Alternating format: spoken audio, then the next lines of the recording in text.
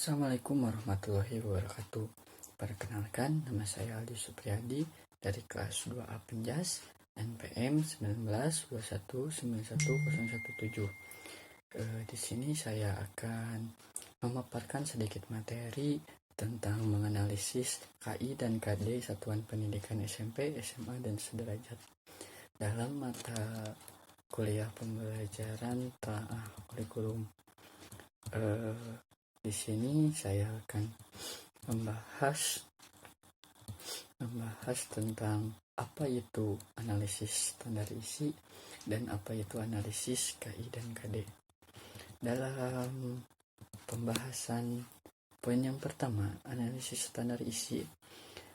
Standar isi adalah ruang lingkup materi dan tingkat kompetensi yang dituangkan dalam tentang kriteria tentang kompetensi tamatan, kompetensi bahan kajian, kompetensi mata pelajaran, dan silabus pembelajaran yang harus dipenuhi oleh peserta didik pada jenjang dan jenis pendidikan tertentu. Dalam poin berikutnya ada yang pertama ada kelompok mata pelajaran. Kelompok mata pelajaran pendidikan jasmani, olahraga, dan kesehatan dimaksudkan untuk meningkatkan potensi fisik serta membudayakan sportivitas dan kesadaran hidup sehat. Yang kedua ada beban belajar. Dalam beban belajar, menurut SDBI diperhitungkan dengan menggunakan jam pelajaran per minggu per semester dengan sistem tatap muka. Penguasaan terstruktur dan kegiatan mandiri tidak struktur sesuai dengan kebutuhan dan ciri khas masing-masing. Yang ketiga ada kurikulum kecakapan hidup. Dalam kurikulum untuk SDBI dapat memasukkan pendidikan kecakapan hidup. Pendidikan kecakapan hidup mencakup kecakapan pribadi, kecakapan sosial, kecakapan akademik, dan kecakapan vokasional. Pendidikan kecakapan hidup dapat merupakan bagian dari pendidikan kelompok, kewarganegaraan, keimanan, dan ketakwaan, dan pendidikan jasmani, olahraga, dan kesehatan. Dalam menganalisis KI dan KD pendidikan SMP, SMA, sederajat, analisis KI KD dalam SMA atau sederajatnya, misalnya dalam kelas 10, tujuan kurikulum mencakup 4 kompetensi, yaitu kompetensi sikap spiritual, sikap sosial, pengetahuan, dan keterampilan. Kompetensi tersebut dicapai melalui proses pembelajaran intrakurikuler, kokurikuler, dan atau ekstrakurikuler. Dalam rumusan kompetensi sikap spiritual, yaitu menghayati dan mengamalkan ajaran agama yang dianutnya. Adapun rumusan kompetensi sikap sosial yaitu menunjukkan perilaku jujur, disiplin, tanggung jawab, peduli, dan gotong royong, kerjasama, toleran, sebagainya. Santun, responsif, dan proaktif sebagai bagian dari solusi atas berbagai permasalahan dalam berinteraksi secara efektif dengan lingkungan sosial dan alam serta menempatkan diri sebagai cerminan bangsa dalam pergaulan. Dalam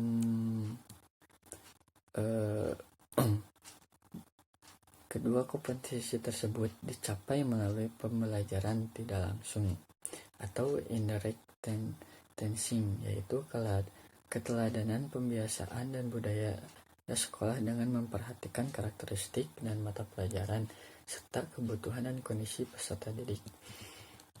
Dalam penumbuhan dan pengembangan kompetensi sikap dilakukan sepanjang proses pembelajaran berlangsung dan dapat digunakan sebagai pertimbangan guru dalam mengembangkan karakter peserta didik tersebut.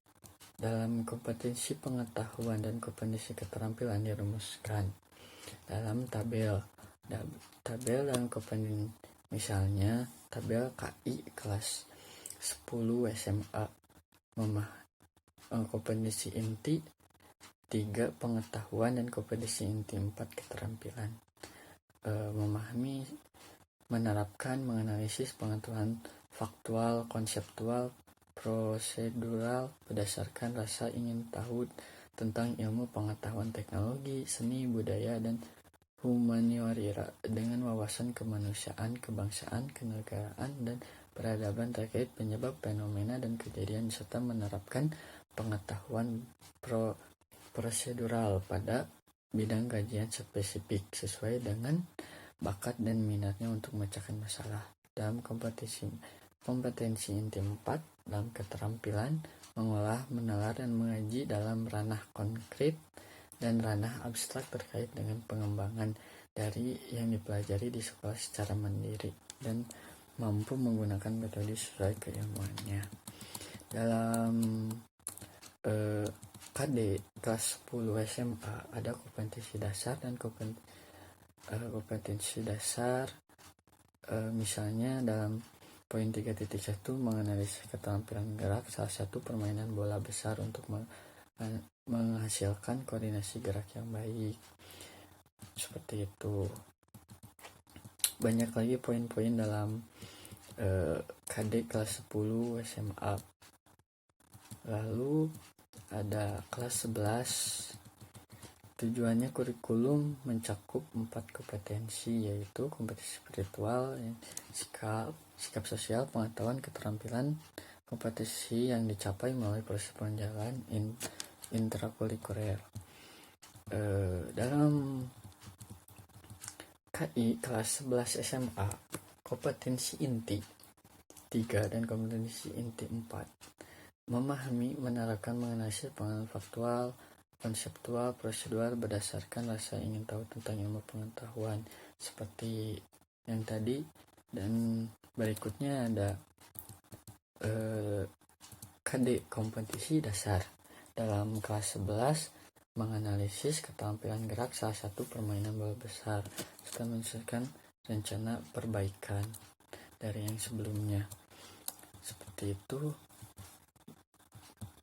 Dalam kelas 12 hampir sama dalam isinya juga.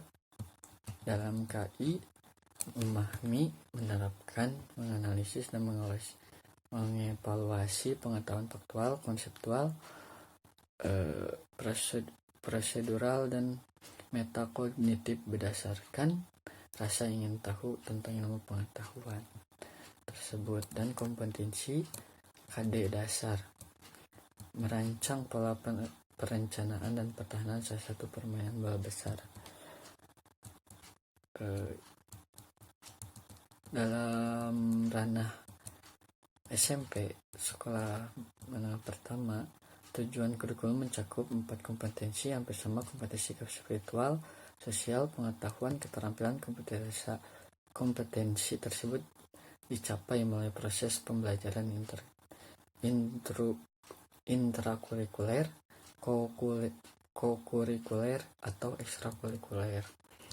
Dalam KI, kompetensi inti dalam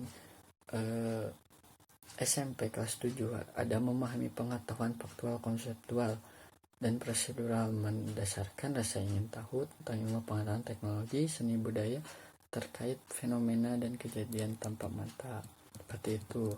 Dalam KD-nya kompetensi dasar memahami gerak spesifik dalam berbagai pemahaman bola besar sederhana atau tradisional. Kita dapat simpulkan dari KI dan KD, jenjang SMP dengan SMA itu hampir sama, namun tetapi dalam jenjang yang lebih tinggi seperti SMA itu lebih spesifik dan lebih mendalam tentang KI dan KD materi tersebut. Mungkin sekian pemaparan dari saya. Mohon maaf bila ada kesalahan. Wassalamualaikum warahmatullahi wabarakatuh.